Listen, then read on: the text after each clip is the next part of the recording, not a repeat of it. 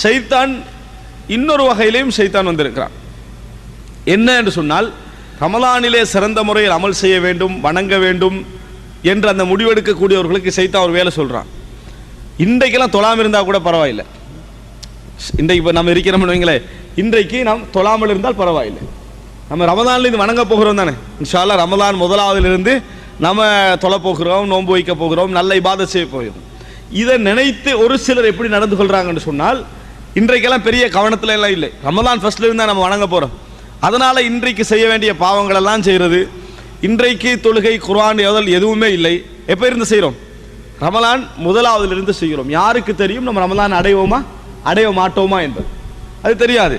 சில வேளைகளில் உங்களது இறுதி பத்தாக ஷஅபானுடைய இறுதி பத்து இருக்கலாம், உங்களோட இறுதி பத்தாக இருக்கலாம். இந்த ஷஅபான்ல வர இறுதி பத்து தான் உங்களுக்கு இறுதி பத்தாக இருக்கலாம். மரணம் ரமலானுடைய முதலாவது நாளில் மரணிக்கக்கூடியவர்களுடைய செய்தி நம்ம கேட்க மாட்டோமா?